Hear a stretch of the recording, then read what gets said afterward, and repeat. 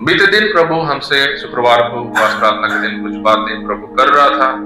आपको याद है जो लोग आए थे, आप लोग क्या सुन रहे थे, बताइए।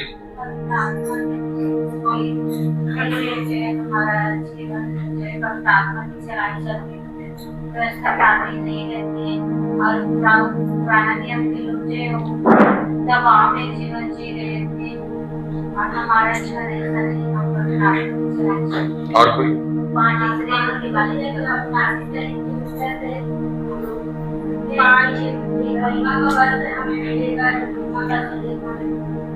एक सिस्टर बोले कि हम व्यवस्था के बारे में सुन रहे थे, एक बोल रहे थे हम 5 इंद्रियों के बारे में, एक क्या बोले अविनाशी शरीर के बारे में जो प्रभु हमको देगा। और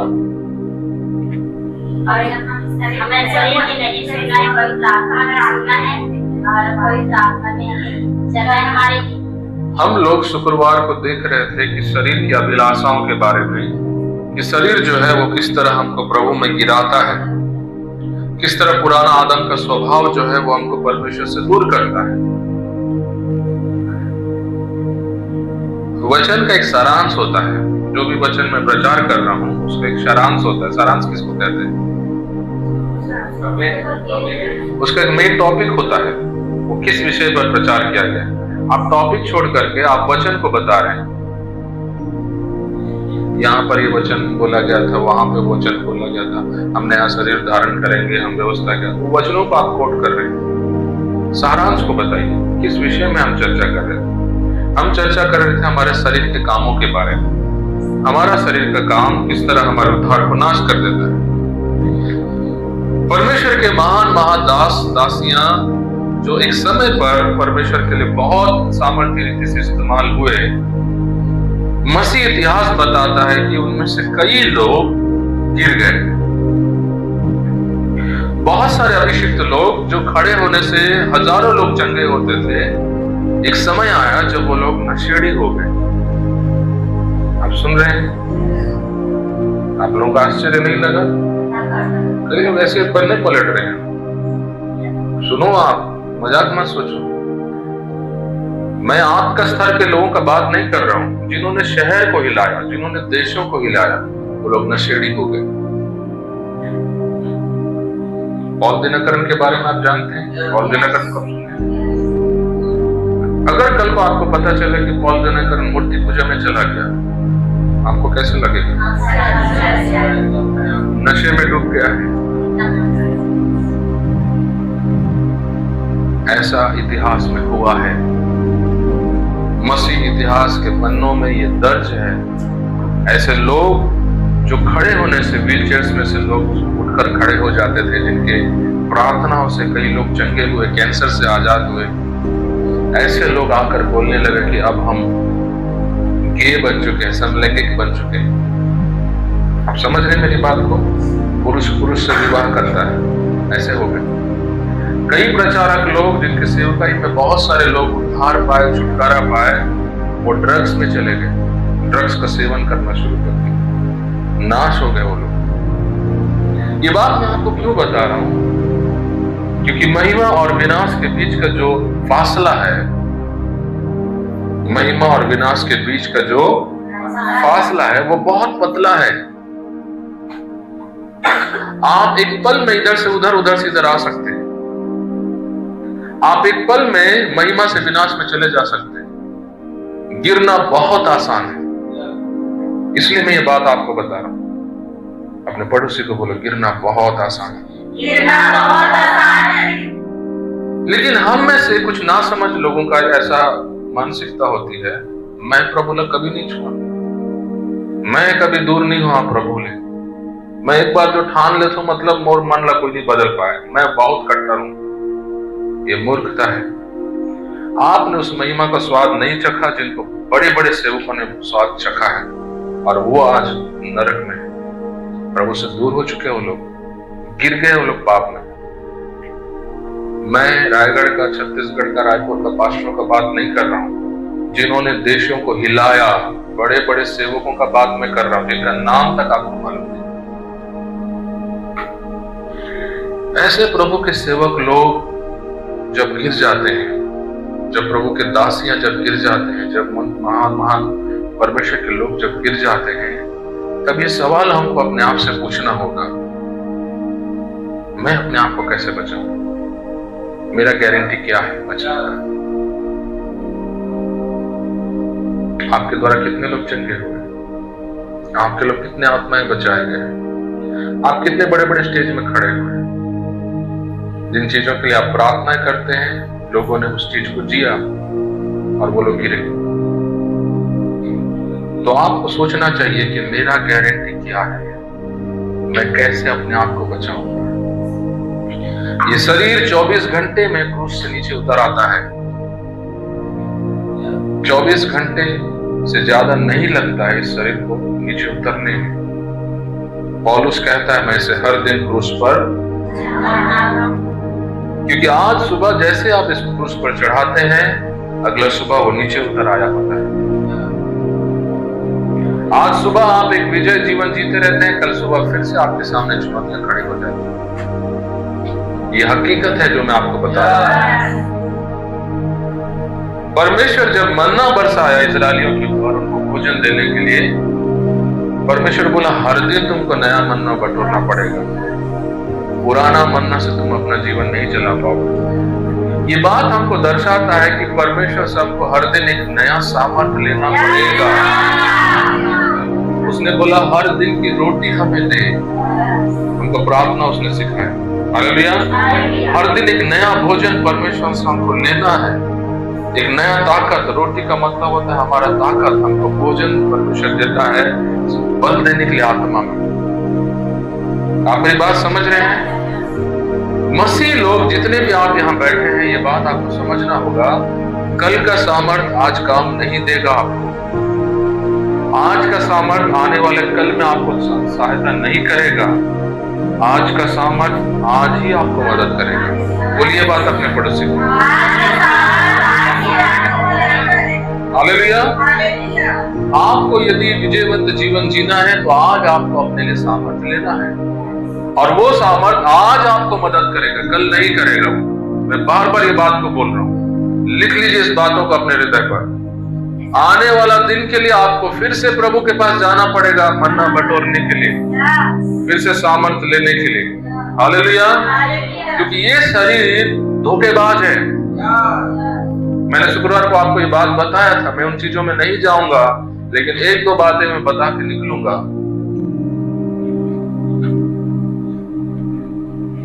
ये शरीर बहुत बड़ा धोखेबाज है। पाप का वेतन से हम आजाद हो चुके हैं, पाप के सामर्थ्य से हम आजाद हो चुके हैं, लेकिन पाप के, आप भूल गए वचन शुक्रवार का, पाप के वेतन से। घर जाके पढ़े आप, डायरी पलटे? नहीं पलटे, इसलिए आप नहीं बता पा रहे किस किस से हम आजाद हुए हैं। और पाप के सामर्थ्य से हम आजाद हुए हैं। लेकिन एक चीज है जिससे हम आजाद नहीं हुए हैं, वो क्या है?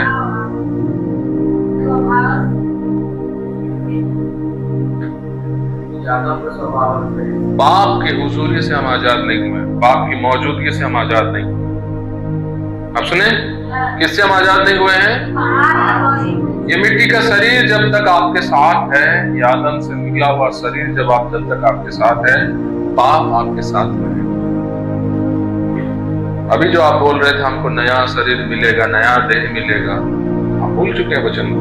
वो नया देह प्रभु हमको क्यों देगा? किससे आजाद करने के लिए। ये मिट्टी का शरीर, ये पाप का शरीर से हमको आजादी उस दिन मिलेगा जब प्रभु प्रकट होगा, जब कलीसिया रूपांतरित होगा, तब हमारी आजादी होगी। आप सुने, हमारी आजादी कब होगी? जब हमारा रूपांतरण होगा। उसका वचन कहता है परमेश्वर हमारे लिए एक नया शरीर बना कर रखा है। जब वो आएगा कलीसिया को लेने के लिए, हम लोग पलक झपकने में हमारा देह बदल जाएगा, हमारा रूपांतरण होगा। जो गड्ढे में है, जो कब्र में है, वो लोग निकलेंगे एक नया देह लेकर, और जो लोग जीवित हैं वो लोग एक नया महिमा का शरीर के साथ उठाए जाएंगे इस दुनिया से। और ये सब पलक झपकने में होगा। प्रभु आपको वो शरीर देगा जो और नशा को पसंद नहीं करेगा। ये शरीर दारू को प्यार करता है, ये शरीर गाली बकने को प्रेम करता है, ये शरीर चोरी को प्रेम करता है, ये शरीर झूठ से प्रेम करता है। लेकिन एक शरीर है जो परमेश्वर पौलुस कहता है, जब ये तंबू हमारा घर जब नष्ट हो जाएगा, हमारे लिए महल इंतजार कर रहा है। हालेलुया। कौन सा महल? एक शरीर परमेश्वर हमारे लिए रखा हुआ है। अपने पड़ोसी को बोलो, प्रभु आपके लिए एक शरीर रखा हुआ है, एक महिमा का शरीर। और वो शरीर कभी बूढ़ा नहीं होगा, वो शरीर कभी लालच में नहीं जाएगा, वो शरीर कभी भूखा नहीं होगा, वो शरीर में किसी प्रकार की गंदगियां नहीं होंगी। वो शरीर हमारा इंतजार कर रही है। हालेलुया। हम उस शरीर को पहनेंगे। कब पहनेंगे? जब यीशु आएगा। हालेलुया। ये संघर्ष जो हमारा दुनिया में चल रहा है, जो मैं करना चाहता हूँ नहीं कर पाता हूँ, जो नहीं करना चाहता वही कर देता हूँ, ये सारा संघर्ष खत्म हो जाएगा जब प्रभु प्रकट होगा। हालेलुया। उस समय हम वही करेंगे जो वो चाहेगा। उस समय उसका जो इच्छा है वो हमारा इच्छा होगा। हालेलुया। क्योंकि जो शरीर हमें दिया जाएगा वो शरीर उसी का जैसा होगा, यीशु के जैसे, पवित्र, महिमा से भरा हुआ। हालेलुया। कोई भी व्यक्ति अगर आपको देखे और यीशु को देखे तो पहचान नहीं पाएगा यीशु कौन है और आप कौन है, क्योंकि आप दोनों बराबर दिखते रहेंगे। हालेलुया। रोमियो में पौलुस कहता है, रोमियो या कुरिन्थियों में कहता है, जब हम उसको देखेंगे हम उसके जैसे हो जाएंगे। हालेलुया। हालेलुया। आपको खुशी नहीं होती है कि हम उसके जैसे दिखेंगे? यीशु के जैसे हम दिखेंगे। उसका जितना महिमा हमारा उतना महिमा, वो जैसे पवित्र हम वैसे पवित्र, वो हमको अपने जैसा बनाएगा। लेकिन वो दिन आते तक ये संघर्ष इस दुनिया में हमारा चल रहा है, और वचन कहता है जय हमको पाना ही होगा। हमको क्या करना होगा? जय पाना ही होगा। हालेलुया। किसको नींद आ रहा है? हालेलुया। जानत रहे मैं मुंह दो क्या जा वचन ध्यान से सुन। पहला पत्रस का 2 अध्याय उसका 11 वचन को पढ़िए। पहला पत्रस 2 अध्याय का 11 वचन। हे प्रियो, मैं तुमसे विनती करता हूँ कि तुम अपने आप को परदेशी और यात्री जानकर उन संसारी अभिलाषाओं से जो आत्मा से युद्ध करती है बचे रहो। हालेलुया। अपने आप को क्या जानो? परदेशी जानो और यात्री जानो। अपने पड़ोसी को बोलिए, अपने आप को परदेशी जानो और यात्री जानो। परदेशी का मतलब क्या होता है? आप यहाँ के नहीं हैं, यहाँ का कोई चीज आपका नहीं है। कितने लोग बाहर घूमने गए हैं कभी अपने जीवन में? बाहर कहीं घूमने गए हैं आप लोग? सब घूमने जाते हैं ना हम लोग। आप जब भी बाहर जाते हैं आपके मन में यह होता है कि ये मेरा गांव नहीं, ये मन आपका चलता रहता है, ये मेरा गांव नहीं। आप कोई भी घर में 2 दिन के लिए रहते हो, होटल बुक करके रहते हो, लॉज में रहते हो, आपको पता है ये होटल मेरा नहीं है, ये लॉज मेरा नहीं है। आप जब अपना घर आते हो, अपना घर में जब घुसते हो, तब आप बोलते हो ये सब मेरा है, ये अलमारी मेरा है, ये बेड मेरा है, ये गाड़ी मेरा है। वचन कहता अपने आप को वैसे ही जानो, परदेशी जानो, अपने आप को यात्री जानो। हालेलुया। हम यात्रा में हैं। कहाँ हमारी यात्रा जारी है? परमेश्वर के राज्य की ओर। हम जा रहे हैं उसके घर की तरफ, वो आ रहा है हमको लेने के लिए। हालेलुया। हम इस यात्रा में हैं उसके पास पहुंचने के लिए। तो यहाँ पर किसी चीज से अपना दिल मत लगाओ। यहाँ का कोई चीज आपका नहीं है। यहाँ का जो रुतबा, जो नाम, जो फेम, जो बॉलीवुड, जो हॉलीवुड, जो चीजों को पकड़ करके जी रहा है, वो सब आपका नहीं है। आप मेरी समझ गए मेरी बात को? सलमान खान, शाहरुख खान क्या किया वो आपका नहीं है। दीपिका पादुकोण क्या की वो आपका नहीं है। लेकिन हमारे जो जवान लोग हैं, जो कलीसिया में जो विश्वासी लोग हैं, वो लोग पकड़ के रखे हैं उन चीजों को। वो इसने बाइक चला जैसे महुआ इसने चला, वो इसने ड्रेस पहने जैसे हीरोइन महुआ इसने पहना, वो पकड़ लेते हैं उस चीज को। आप उस चीज का है नहीं। वचन कहता है अपने आप को क्या समझो, परदेसी और यात्री। हालेलुया। आपका रोल मॉडल इस दुनिया का कोई फिल्म इंडस्ट्री का व्यक्ति नहीं होना चाहिए। आपका कोई पड़ोसी आपका रोल मॉडल नहीं होना चाहिए। ये दुनिया का कोई आपका नहीं है। जब मैं बोल रहा हूं कोई आपका नहीं है, मैं नहीं बोल रहा हूं कि वो लोग आपका दुश्मन है। मैं आपको ये बताने का कोशिश कर रहा हूं वो लोग आपके साथ उधर नहीं जाने वाले हैं। आप अकेले उधर जा रहे हैं। भले आपका परिवार हो इस दुनिया में, भले आपके बहुत अच्छे अच्छे करीबी लोग आपके साथ हों। एक जन का चेहरा मुझे नहीं दिख रहा है। आदम, थोड़ा इधर आ जाइए, वो पीछे में जो आदम बैठे हैं। आदम जी थोड़ा सा इधर साइड में आ जाइए। हाँ, आप लोग कैसे मुंह छुपा के वचन सुनते हैं मुझे नहीं समझ में आता। मैं आज तक कोई मीटिंग में नहीं गया जहां पर मैं मुंह छुपा के पास्टर का वचन सुन रहा हूं। ऐसा कभी नहीं होता है। लोग चाहते हैं कि पास्टर जो प्रचार कर रहे हो हम सुन सके, देख सके, लेकिन ताज्जुब होता है जब लोग मुंह छुपा के बैठे रहते हैं। ये आदम का स्वभाव। तो मैं क्या बोल रहा था?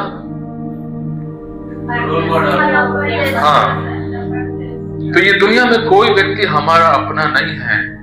हमको पता नहीं कि हमारे घर से भी कौन उठाया जाएगा, हमको नहीं मालूम। माँ, बेटी, बेटा, बाप सब कोई आ रहे हैं कलीसिया, लेकिन हमको नहीं पता वो 4-5 लोगों में कौन रह जाएगा, कौन चला जाएगा। हमको अपना जीवन हमेशा अकेले चलना ही होगा। किसी व्यक्ति के साथ अपने आप को चिपका के हमको नहीं रखना है। मेरा भाई प्रार्थना करेगा तो मैं प्रार्थना करूंगा, मेरा माँ चढ़ जाएगी तो मैं चढ़ जाऊंगा, मेरा पापा जाएगा तो मैं जाऊंगा। ये चिपकाना छोड़ दीजिए। आप यात्री हैं। हालेलुया। आप यहाँ परदेसी हैं। आप परमेश्वर के सामने अकेले खड़े हैं और आपका यात्रा आपका खुद का अकेला यात्रा है। हालेलुया। आपको अकेले ही यात्रा करना है। बोलिए अपने पड़ोसी को ये बात। किसी को मत देखो वो क्या कर रहा है क्या नहीं कर रहा है, अपने आप को देखो आप क्या कर रहे हैं। वचन जो बोलता है कि आप वो कर रहे हैं कि नहीं ये देखो। मम्मी पापा तो अच्छे से प्रार्थना नहीं करते हैं, मैं नहीं किया तो क्या हो गया, दूसरों से लेना देना नहीं है। अपना जीवन को देखो।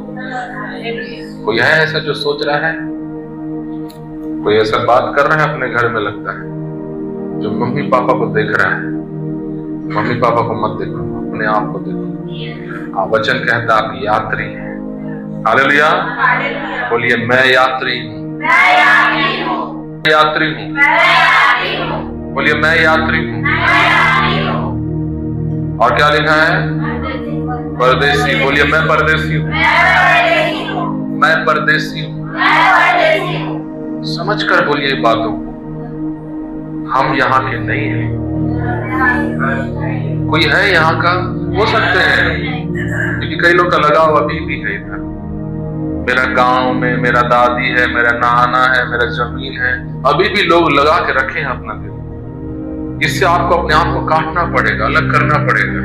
हालेलुया। परमेश्वर का वचन कहता है अपने आप को यात्री समझो और परदेसी समझो और अपने आप को क्या करो। पढ़िए 11 वचन को। मैं तुमसे विनती करता हूँ कि तुम अपने आप को परदेसी और यात्री जानकर उन संसारिक अभिलाषाओं से जो आत्मा से युद्ध करती है बचे रहो। हालेलुया। संसारिक अभिलाषाओं से अपने आप को बचा के रखो। वो संसारिक अभिलाषाएं क्या करती है? पवित्र आत्मा से युद्ध करती है। आपका गाली बकने का आदत पवित्र आत्मा से लड़ता है। वो शत्रु है पवित्र आत्मा का। आपका झूठ बोलने का आदत पवित्र आत्मा का शत्रु है। आपका गुटखा पाउच खाने का आदत पवित्र आत्मा का शत्रु है। आप ये दोनों को घर में क्यों बैठा के रखे हो? आप सुन रहे हैं मेरी बात को? ये दोनों हमेशा आमने सामने आते हैं तो इनका लड़ाई होता है। वचन कहते हैं अपने आप को परदेसी समझो और अपने आप को बचा के रखो। हालेलुया। इन आदतों से बचा के रखो। हम क्यों नशा करते हैं, हम क्यों गाली बकते हैं, हम क्यों कोई भी गलत काम करते हैं? मैं आपको एक गुप्त बात बताना चाहता हूं। इस दुनिया में हम जो भी काम करते हैं ना, बहुत ध्यान से सुनिए, हम इस दुनिया में जो भी काम करते हैं वो कहीं ना कहीं से हमारे ऊपर, वो किसी के व्यक्ति के द्वारा एक प्रभाव है हमारे ऊपर। आप समझे कि नहीं? हम चाहे एक अच्छा काम करें या बुरा काम करें, वो एक प्रभाव है हमारे ऊपर। बोलिए, आप जो भी कर रहे हैं वो एक प्रभाव है आपके ऊपर।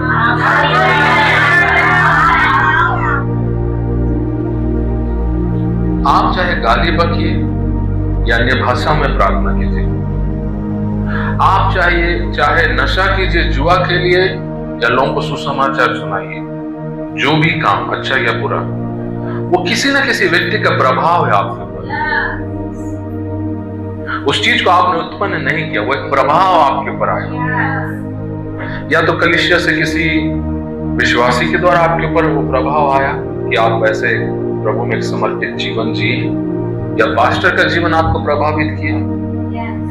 और अगर आप गंदगी में चल रहे हैं तो यह हो सकता है आपका दोस्त आपको प्रभावित किया, या आपके परिवार का कोई सदस्य है जो ऐसा काम कर रहे हैं जिनसे आप प्रभावित हुए वो गंदा काम करने के लिए। अगर आप बैठ के सोचेंगे, कोई भी काम इस दुनिया में जो आप कर रहे हैं वो ऑटोमेटिक आपके अंदर नहीं आया, उसका शुरुआत कहीं ना कहीं से प्रभाव के तौर पर ही आपके ऊपर शुरुआत हुआ। कोई व्यक्ति से आपने उस चीज को सीखा, कोई व्यक्ति से आपने उस चीज को करना शुरुआत किया, वो प्रभाव डाला। आपका घर के लोग हो सकते हैं, बाहर के लोग हो सकते हैं, कलीसिया के लोग हो सकते हैं। मेरी बात समझ में आ रही है आप लोग को? वो गंदा काम या वो अच्छा काम, वो कैसे शुरू हुआ? प्रभाव से। कैसे शुरू हुआ? प्रभाव से। मैं जो बोल रहा हूं आपको समझ में आ रहा है?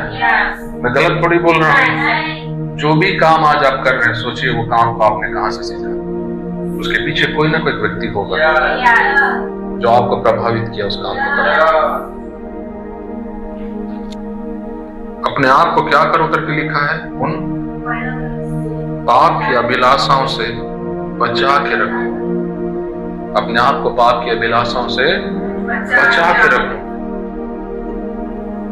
आप अपने आप को उन पाप की अभिलाषाओं से बचा के रखने के लिए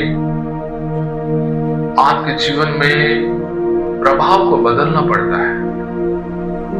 मेरी बात सुन रहे हैं?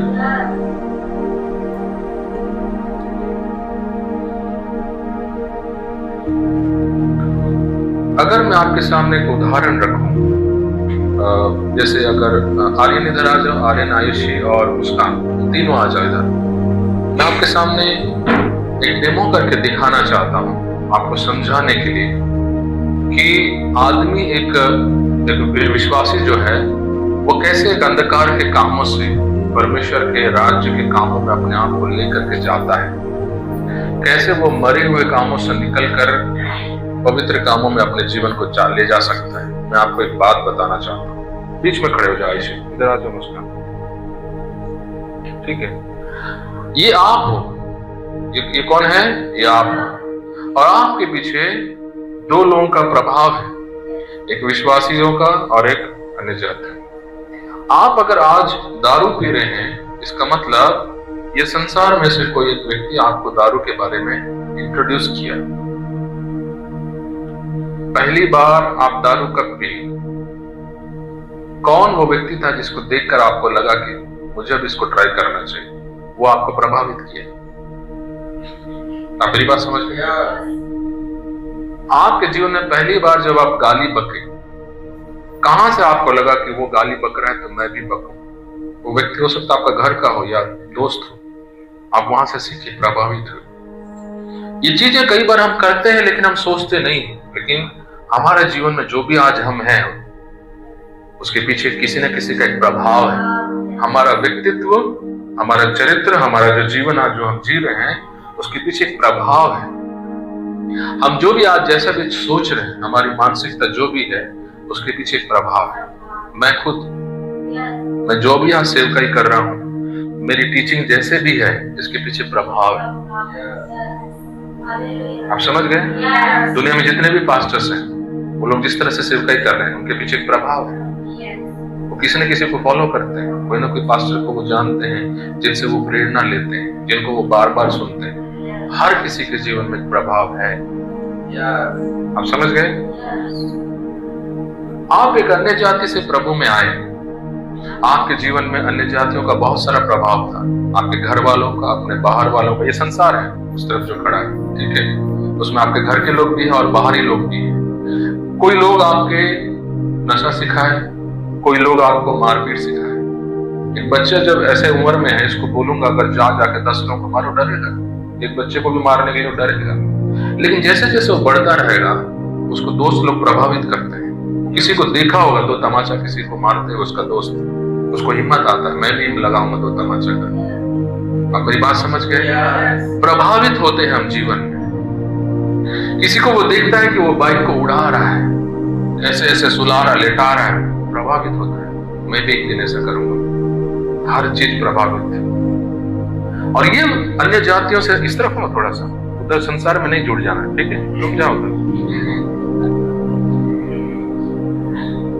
तो मैं क्या बोल रहा था, ये जो अभी अन्य जातियों में से निकल के आया है विश्वासी, इसके ऊपर बहुत लोगों का प्रभाव है और वो सारी गंदगियां इसके जीवन पर राज्य कर रहे हैं। ये अगर ऐसे कलीसिया में बैठ जाए या ऐसे संगति में बैठ जाए जहां पर विश्वासी लोग उसके चारों तरफ हैं, लेकिन वो विश्वासी लोग वैसे ही हैं, तो इसके जीवन में बदलाव नहीं आएगा। अब मेरी बात समझ गए? इसके जीवन से इसकी मानसिकता बदलने के लिए इसको एक अलग प्रकार की मानसिकता वाली झुंड इसको चाहिए, लोग इसको चाहिए। मैंने जब अपना मसीह जीवन शुरुआत किया, मैं ऐसा नहीं था जैसा आज आप देख रहे हैं। जैसा आप दुनिया में लोगों को सुनते हैं प्रचार करते हुए, मैं वैसा ही प्रचार करता था। जैसे आप लोग, मैंने कई पास्टरों को देखा है, वो अपने फोन में फिल्मी गाने लगाते हैं, अपने बच्चों का फोटो डाल दिए और बैकग्राउंड में फिल्मी गाने बज रहे हैं। पास्टर्स जन्मदिन में बच्चों का फिल्मी गानों का जन्मदिन का गाना लगा है। मैं सोच रहा हूँ पास्टर ऐसा है तो झुंड कैसा होगा कलीसिया में? क्योंकि मेरे ऊपर जो प्रभाव डाल रहे थे जो पास्टर्स लोग, जो सेवक लोग, जो कलीसिया, वो लोग उस तरह के नहीं थे। मैं अभी इसकी बात कर रहा हूँ, कलीसिया की बात कर रहा हूँ, ठीक है, अन्य जातियों की बात नहीं कर रहा। किसकी बात कर रहा हूँ? कलीसिया की बात।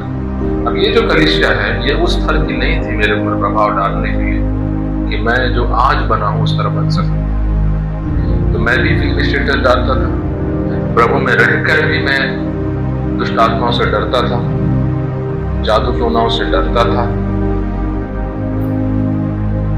उपस्थिति मुझे मालूम नहीं थी, थरथराना, गिरना, चिल्लाना, जमीन में लुढ़कना, पवित्र आत्मा को समझता था। ये सारा चीज तब तक चलते आया जब तक इधर बदलाव नहीं हुआ। परमेश्वर ने एक दिन मेरे जीवन में बहुत बड़ा काम किया, एक लंबी कहानी है। और अचानक से ये जो क्षेत्र है मेरा, ये कौन सा क्षेत्र है? कलीसिया का क्षेत्र। मैं कहां से निकला था? ठीक है, वो सारे प्रभाव मेरे ऊपर थे, लेकिन मैं पूरी तरह उसमें से आजाद नहीं हो पा रहा था क्योंकि इधर गड़बड़ी था। कलीसिया, जब आप चर्च में जाते हैं, आप देखते हैं लोगों को, आप एक नया विश्वासी हैं, और आप जब लोगों को देखते हैं कि कोई चिल्ला रहा है जोर से, एकदम हिल हिल के पूरा प्रार्थना कर रहा है, और जब इस क्षेत्र में संडे को कोई पास्टर खड़ा होकर या कोई लीडर खड़ा होकर बोले फलाना बहन उस दिन पूरा आत्मा में भरी थी, वो आपको प्रभावित करता है वो बातें, और आप सोचते हैं मेरे को भी ऐसा ही होना है, हिलना है, चिल्लाना है। आपको मेरी बात समझ में आ रही है मैं क्या बोलना चाह रहा हूं?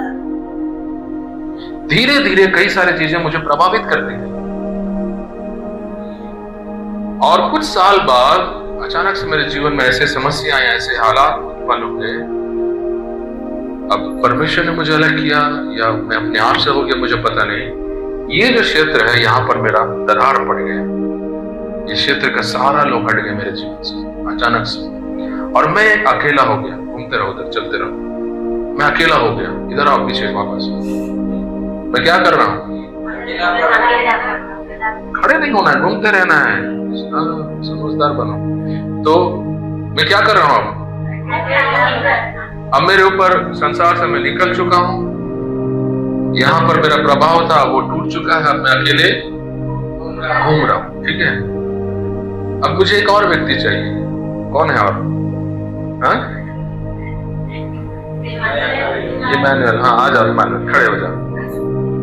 ठीक है, आप उधर उधर मुंह करो, आओ बेटा, इधर मुंह करके खड़े हो जाओ इधर। हाँ उस तरफ। अब प्रभु ने, जाओ दीदी को पकड़ लो। प्रभु ने एक नया दल मेरे जीवन में लाया, एक नया ग्रुप मेरे लाइफ में लाया। और जब मेरा मुलाकात इस ग्रुप से हुआ, मेरा प्रार्थना जीवन बदला। पहले मेरा प्रार्थना अलग था, पहले मैं अलग तरीके से प्रार्थना करता था। जैसे आप लोग कुछ साल पहले प्रार्थना करते थे वैसे मैं करता था। पहले मेरे उपवास को लेकर के मानसिकता अलग थी, वचन को लेकर मानसिकता अलग थी। वो सारे बदलावट पूरब से पूरा पश्चिम हो गया मेरा, पूरा रिवर्स हो गया मेरा, पूरा रिवर्स। मेरी शिक्षाएं, मेरा सोच, मेरा देखने का नजरिया पूरा बदल गया। वो इसलिए हुआ क्योंकि कुछ लोग आए मेरे जीवन मुझे प्रभावित किए। और ये लोग ऐसा नहीं थे जो कलीसिया के मेरे जो पहले जो प्रभावित करने वाले लोग थे, वो लोग मुझे कुछ दूर तक मदद किए प्रभु में बढ़ने के लिए, लेकिन जिस तरह मुझे बनना चाहिए उस तरह वो लोग नहीं थे, क्योंकि उनका जीवन भी वैसा नहीं। तो कुछ देर बाद प्रभु ने कुछ लोगों को लाया मेरे जीवन में, और वो लोग मुझे क्या किए। मैं ये सब आपको उदाहरण क्यों दे रहा हूँ? आपका जीवन बिना प्रभाव के कभी नहीं रहता है। आप जो भी बनते हैं प्रभाव से बनते हैं। आप समझ गए? आप जो भी बनते हैं, बोलिए मैं जो भी बनता हूँ वो प्रभाव से बनता है। इसलिए बहुत जरूरी होता है कि आप किसको अपने ऊपर प्रभाव होने दे रहे हैं। ये बहुत जरूरी होता है। आप किसका प्रभाव में आ रहे हैं, बहुत जरूरी होता है। और आज जिनके प्रभाव में मैं हूं और जो उस प्रभाव में है, वो लोग मेरी बात को समझते हैं जब मैं बात करता हूं। मैं कलीसिया की बात नहीं बोल रहा हूं, मैं आप लोगों की बात नहीं बोल रहा हूं, मैं बाहर के सेवकों की बात बोल रहा हूं। जो इस प्रभाव में है वो लोग मेरी बात समझते हैं, लेकिन जो इस प्रभाव में जिसमें मैं पहले था उनको मेरा बात समझ में नहीं आता। वो लोग मेरा बात को बोलते हैं नहीं क्या है ये सब, उनको कुछ समझ में नहीं आता। कई बार आश्चर्य होते हैं और कई बार उनकी बातें जो है मेरी बात दिमाग से चली जाती है। जो भी हम बन रहे हैं प्रभाव से, आज जो भी हमारे ऊपर में गंदगी राज कर रहा है, पाप राज कर रहा है, जो भी बंधन है, आपको पता है वो बंधन है कई बार प्रभाव से टूटती है हमारे ऊपर। आप समझ रहे हैं? आप कई ऐसे गुनाहों से, कई ऐसे गंदगियों से नहीं निकल पाते होते हैं, लेकिन जब एक सही प्रभाव आपके पास आता है ना, आप निकल जाते हैं। हालेलुया। अभी अज्जू एक बात बता रहा था गवाही के समय। क्या बताया वो? कि अब कई लोग कमजोर रहते हैं, तो अच्छे लगे तो उनको याद रहते हैं, तो देखते हैं विश्वासी, देखते हैं तो क्या होता है? बल मिल जाता है, बल मिलता है, वो प्रभाव है। कई लोगों का जीवन आपको एक नया ताकत देता है। कई लोगों का जीवन आपका प्रार्थना जीवन को बदल देता है। आप मेरी बात समझ गए? मेरे साथ हुआ है ऐसा, मैं निकला उन अनुभवों से, इसलिए आज मैं आपको ये बातें सिखा पा रहा हूँ। कई लोगों का जीवन आपका प्रार्थना जीवन को प्रभावित करता है, आपका समर्पित जीवन को प्रभावित करता है, आपका कलीसिया में संगति को प्रभावित करता है, आपका सुसमाचार प्रचार करने को प्रभावित करता है, आपका वचन मनन को प्रभावित करता है। हर क्षेत्र में लोगों का जीवन आपको प्रभाव डालता है। हालेलुया। ये बहुत जरूरी है। इन चीजों के बारे में कलीसिया में प्रचार नहीं होता है। ये एक ऐसा छिपा हुआ एक सामर्थ्य है जिसको बहुत कम लोग जानते हैं और बहुत कम प्रचार होता है इस बारे में। लोगों का प्रभाव। हालेलुया। कई बार आप उपवास करते रहते हैं, कई बार आप प्रार्थनाएं करते रहते हैं, आप रोते रहते हैं, प्रभु मेरे को बदल, मेरे को इसमें से निकाल। आप नहीं निकल पाते रहते हैं। एक व्यक्ति का प्रभाव आपके जीवन में आता है और आप निकल जाते हैं। ऐसा हुआ है आपके साथ? वो बंधन टूट जाता है, वो गंदगी हट जाता है आपके ऊपर से, और तब आपको एहसास होता है कि प्रभाव हमारे जीवन में कितना बड़ा रोल जो है वो निभाता है। हालेलुया। इसलिए मैं आपको बोलता हूँ कलीसिया आओ, संगति में रहो। संगति का मतलब सिर्फ चर्च संडे आकर बैठना नहीं होता है। बहुत ध्यान से सुनिए, मैं आपको गहरी बात बता रहा हूँ। बाइबल जब संगति की बात करता है और जब आप संगति के बारे में सुनते हैं, ये दोनों अलग अलग है। जब आपके कान में संगति पड़ता है, आपको याद आता है उपवास प्रार्थना में जाना। जब आप संगति के बारे में सुनते हैं, आपको लगता है संडे चर्च जाना है। बाइबल वैसा नहीं बोल रहा, दिनों को नहीं बोल रहा है। बाइबल जब संगति की बात करता है, वो प्रभाव के बारे में बात करता है। वो प्रभाव के बारे में बात करता है। हालेलुया। मैं क्या बताया, आप बताइए।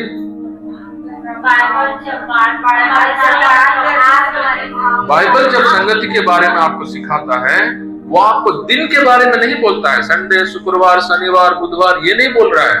वो प्रभाव के बारे में बोल रहा है।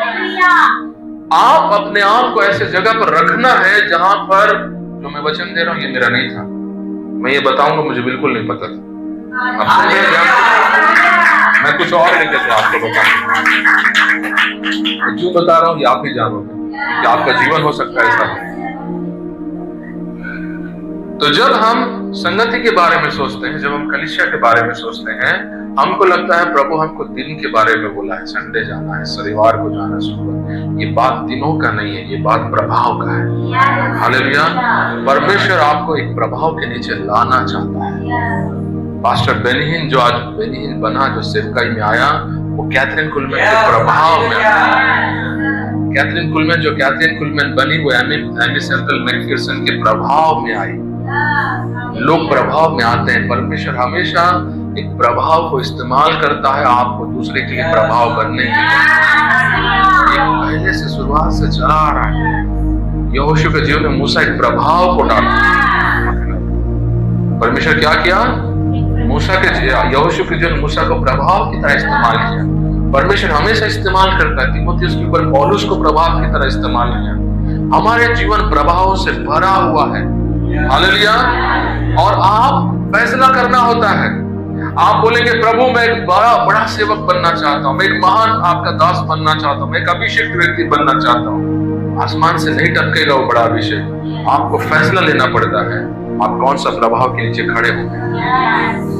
आप समझे? आपको क्या करना होगा? अगर आप चाहते हैं कि मेरा जीवन प्रभु के साथ संगति जो है वो एक बेहतर स्तर में, मैं बेहतर एकदम अच्छा समय प्रभु के साथ बिताऊं, प्रार्थना से नहीं होगा। आपको फैसला लेना पड़ेगा आप कौन से प्रभाव में खड़े रहेंगे। तुम्हें आ रहा है? आप कितना ऊंचा उड़ेंगे, आप किस प्रभाव को चुन रहे, इस पर फैसला करता है, इस पर निर्भर करता है। हालेलुया। किसी भी कलीसिया में जाना, किसी भी प्रचारक को सुनना, कहीं पर भी संगति करना, ये खेल नहीं है, ये फैसला है। आप कौन सा प्रभाव को चुन रहे हैं। हालेलुया। आप जो भी बंधनों में हैं, आप उससे आजाद होंगे नहीं होंगे, किसको चुन रहे हैं। आपकी जो भी मानसिकता है, ध्यान से सुनिए। आप कई बार लोगों को वचन सिखाते रहते, उनका कुछ भी नहीं घुसता इधर, कुछ भी नहीं। चर्च खत्म हो गया, 1 घंटे से वचन चल रहा है। कहाँ सीखे आज वचन? चर्च गए कहाँ सीखे? वही तो बता तरी से सुनाते रहे, कुछ नहीं घुस रहा है। आपको पता है ये घुसेगा कब? आपको सही प्रभाव के नीचे आना होगा। जब मैं आपको और बता रहा हूँ, ध्यान से सुनिए। जब आप सही प्रभाव के नीचे होते हैं ना, ये वचन से आपको प्रकाशन मिलने लगता है।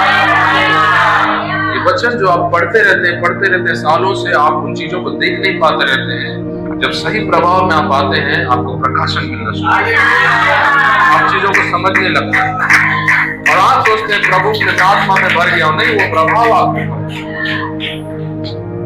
प्रभाव बहुत बड़ा भूमिका निभाता है जीवन पर। यीशु के चेले यीशु के प्रभाव में थे, वो उसके जैसे दिखते थे करके कोई नहीं पहचान पाता था। यीशु कौन है, पतरस कौन है, अंद्रियास कौन है, याकूब कौन है, सब यीशु के जैसे दिखते थे। वो प्रभाव था उन पर, लेकिन उनको पता नहीं उनके ऊपर यीशु का प्रभाव है। आप समझ गए? ये ऐसा चीज है जिसको हम कभी एहसास नहीं करते हैं, लेकिन होता है हमारे ऊपर। चाहे अन्य जातियों में हो, चाहे मसीह में हो, प्रभाव होता है। और मैंने ये बात जब मुझे कई साल पहले समझ में आया, मैंने जिस प्रभाव को प्रभु ने दिया उसको पकड़ लिया और मैं बोला वापस मैं इसमें नहीं जाऊंगा। हालेलुया। वहां तो टूट चुका है रिश्ता, वहां तो जा नहीं सकता, नहीं जाते, लेकिन यहां पर मैं वापस मुझे इसी प्रभाव में रहना। क्योंकि अगर इस प्रभाव को मैंने छोड़ा तो वापस वो बंधन मेरे जीवन में आ जाएंगे। मैं आपको गवाही बता रहा हूँ। जाओ बैठ। बहुत धन्यवाद। इनकी ताली बजा दो।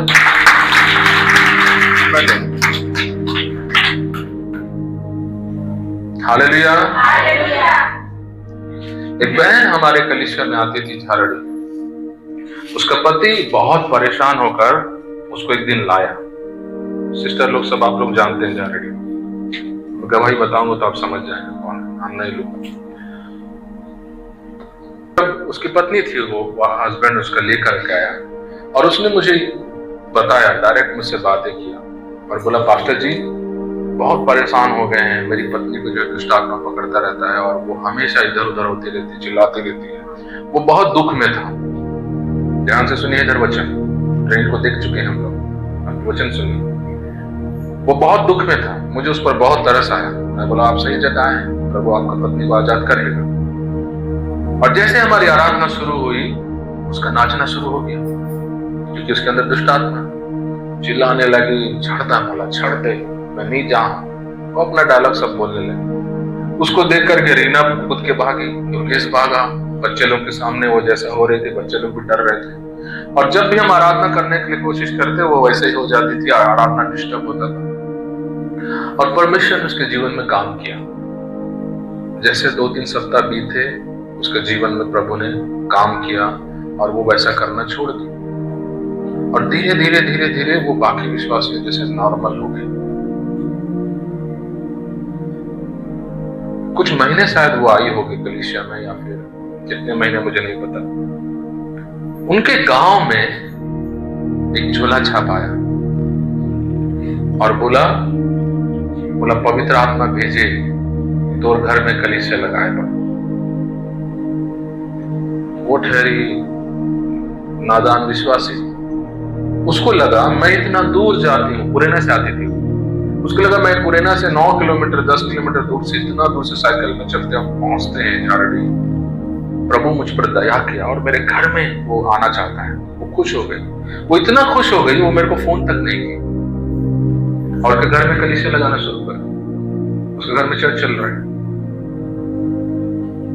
3-4 सप्ताह बीत गए। मैंने पूछा बहनों से, वो नहीं दिख रही है। तो एक कौन रिया सिस्टर थी कि कौन, तो बताई मेरे को कि उनके घर में पास्टर आ रहे हैं, उनके घर में कलीसिया लगा। बोला हाँ ऐसा है, मुझे तो पता ही नहीं। चलो प्रभु उसको आशीष दे। मुझे कुछ नहीं फर्क पड़ता, आप चर्च छोड़ दोगे दूसरे यहाँ चले, कुछ फर्क नहीं पड़ता, क्योंकि मेरी मिनिस्ट्री का शुरुआती में बात आपको कई बार बताया हूँ। मेरा जो सेवकाई है उससे हर व्यक्ति का सेवकाई का एक वचन होता है। और मेरे सेवकाई का वचन है, जिस घर को यहोवा ना बनाए उसे बनाना। उस वचन से मैंने अपने सेवकाई को खड़ा किया। और मेरा विश्वास है कि प्रभु इस कलीसिया में उन्हीं को बुलाता है जिसको वो चाहता है यहाँ रहे। मैं किसी को यहाँ रखना नहीं चाहता, मैं किसी को यहाँ से भेजना नहीं चाहता। यहाँ रखना, यहाँ से भेजना उसी का हाथ में है। और मैं पवित्र आत्मा से हमेशा यही कहता हूँ कि प्रभु आप जिसको चाहते हो उसको यहाँ रखो। आपका फैसला, ये चर्च आपका है। जिसको लेना है निकालना निकालो, जिसको रखना है उसको रखो, ये आपका फैसला। आप समझ गए? कई पास्टर होते हैं वो दौड़ते रहते हैं, हंगा भी ना चर्च, हमारा चर्च बढ़िया है, ये है। और मैं कभी किसी को समझ नहीं करता, ये चर्च उसका है। वो जानता है वो किसको आशीष देना है। हालेलुया। वो जानता है वो किसको लाना है। कई बार हम जब जाल फेंकते हैं तालाब में, मछलियों के साथ घोंगी आ जाता है, केकड़ा आ जाता है, सांप आ जाता है, कचड़ा आ जाता है। तो मैं वो काम नहीं करना चाहता। मैं चाहता कि परमेश्वर जाल फेंके, वो सही चीज को पकड़ता है और सही चीज को रखता है। Hallelujah, hallelujah. परमेश्वर के लोग बोलेंगे आमीन, हालेलुया। तो वो बहन आती थी, वो पति पत्नी लोग आते थे और उनके घर में जब चर्च लगा, पास्टर ने लगा दिया। उसके बाद कुछ महीनों बाद मैं जब गया पुरैना में उनके सिस्टर लोग के घर में जब प्रार्थना होने गए, तो वो जब वहां पर आई तो फिर वैसे ही हो रही थी जैसे वो पहले थे। जब इधर आई आजाद हुई, जब वहां गई वापस वैसे हो गई। क्यों हुआ? आपको समझ में आ गया? मैंने फैसला ले लिया अपने जीवन में, मैं उस प्रभाव में वापस नहीं जाऊंगा जिसमें मैं था। प्रभु ने जो प्रभाव मेरे जीवन में लाया है, उस प्रभाव को मैं पकड़ कर रहूंगा। अगर आप सच में आत्मिक जीवन में उन्नति करना चाहते हैं, अगर आप सच में एक पवित्र जीवन जीना चाहते हैं, हम हमेशा सुनते हैं पवित्र जीवन जीने के लिए वचन बहुत पढ़ना पड़ता है, प्रार्थनाएं बहुत करनी पड़ती है, संगति कलीसिया आना पड़ता है, उपवास करना पड़ता है। ये सब सही है, लेकिन एक ऐसा चाबी भी है जिसको बहुत कम लोग जानते हैं, प्रभाव। हालेलुया। जैसे वचन लोगों के जीवन को बदलता है, प्रार्थना लोगों के जीवन को बदलती है, वैसा एक क्षेत्र है जहां पर अगर प्रार्थना वचन अगर नहीं बदलता है तो प्रभाव बदलता है। हालेलुया। प्रभाव एक अहम भूमिका निभाता है। आपका मरा हुआ जीवन फिर से जिंदा हो जाता है। कई लोगों का देखकर, उनके जीवन को देखकर, उनका सेवकाई को देख करके, आप पहले लुटेरे रहते हैं, लोगों से पैसा खाना, लोगों को ठगना, फिर जब लोगों को आप देखते हैं उनका प्रभाव में आते हैं, फिर आप उन चीजों को छोड़ना शुरू करते हैं। हालेलुया। प्रभाव बहुत अहम भूमिका निभाता है। और जब वचन कहता है संगति के बारे में, संगति का मतलब क्या होता है?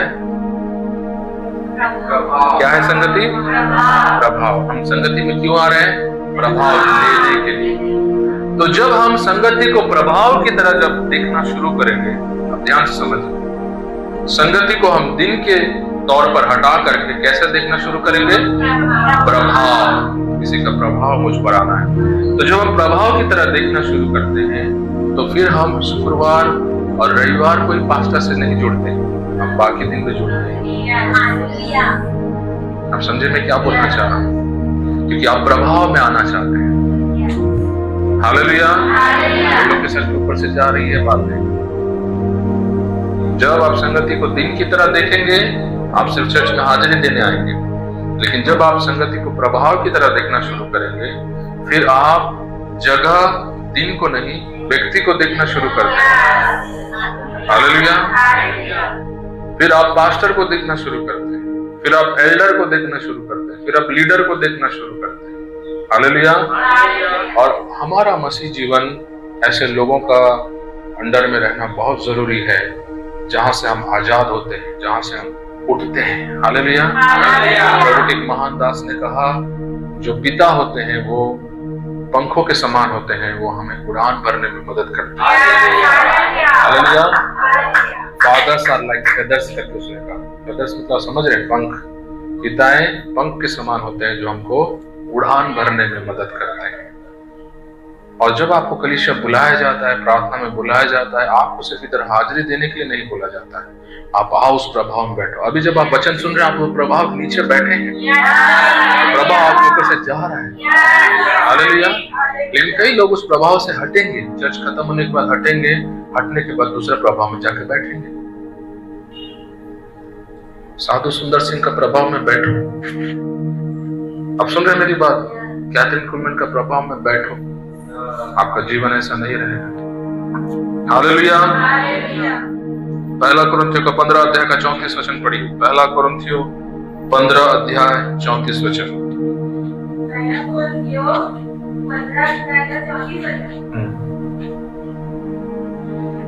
धर्म के लिए जागो और पाप न करो, क्योंकि कुछ ऐसे हैं जो परमेश्वर को नहीं जानते।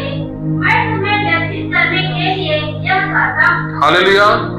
धर्म के लिए जाग उठो, जागरूक हो जाओ, तुम्हारा आंख खुल जाना चाहिए एक समर्पित जीवन जीने के लिए, धर्मी जीवन जीने के लिए। हालेलुया। वचन क्या कहता है? धर्म के लिए आप कैसे जाग उठेंगे? आप अपने आप को खटखटा के उठा नहीं सकते। आप कैसे जाग उठेंगे? जब प्रभाव आता है आपका। हालेलुया। इसलिए मैं फोन पर मैं दिन रात सुनता रहता हूँ अपने आत्मिक पिताओं को, अपने अगुओं को, उनको सुनता रहता हूँ। और आज जो भी मैं जागरूक हुआ हूँ उन्हीं की वजह से। हालेलुया। हालेलुया। ये बहुत जरूरी है। मैं आपको जो बता रहा हूँ, प्रभाव में बैठना बहुत जरूरी है। कई लोग हैं चर्च का मेंबर बन करके हैं, आपका जीवन कभी नहीं बदलने वाला। मेंबर सदस्य का जीवन कभी नहीं बदलता है, प्रभाव के नीचे बैठने वालों का जीवन बदलता है। हालेलुया। आप मेंबर बनकर के एक दिन दुनिया से चले जाएंगे और आपका जीवन वैसा ही रहेगा जैसा प्रभु में आते समय था आपका। प्रभु के लिए प्रेम आपका बढ़ा नहीं होगा, प्रभु के प्रति आपका ज्ञान अभी तक खुला नहीं होगा, आप जैसे थे वैसे ही रह जाएंगे। लेकिन जब आप प्रभाव में बैठते हैं, आपका दृष्टि बदलने लगता है, आप प्रभु को अलग नजरिए से देखना शुरू करते हैं, आप चीजों को अलग नजरिए से समझने का कोशिश करते हैं। हालेलुया। हर चीज आपके लिए एक नया पिक्चर बन जाता है।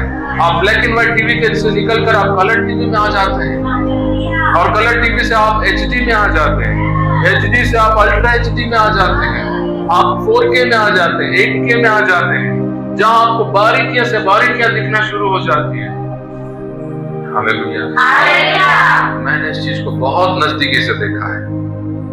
पवित्र आत्मा को मैं पहले कैसे देखता था और आज कैसे देखता हूँ, ये सब उस प्रभाव की वजह से हुआ मेरे जीवन में। पवित्र आत्मा के साथ मेरा रिश्ता जो पहले था और जो अब है, ये उस प्रभाव की वजह से हुआ।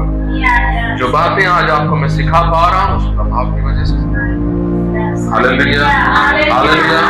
आप जब यहाँ पर बैठ करके बोलते हैं पवित्र आत्मा ने आज मुझसे बात किया, प्रभाव की वजह से।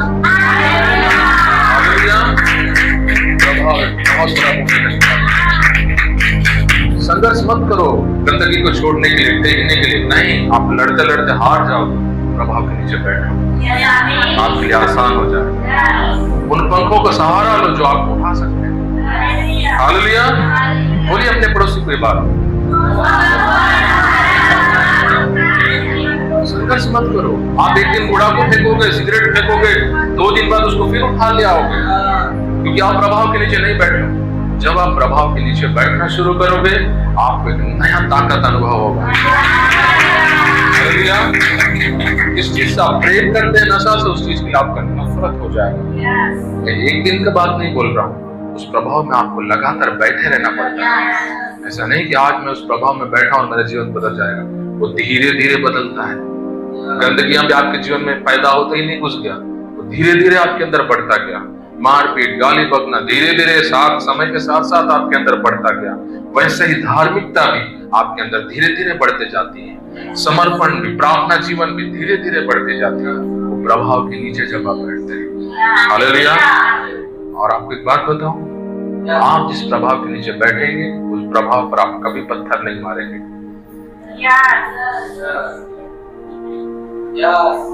आप उसी पर पत्थर मारते हैं जिसके नीचे आप कभी नहीं बैठे। जिस प्रभाव के नीचे आप बैठे हैं, उस प्रभाव का कभी पत्थर नहीं मार सकते।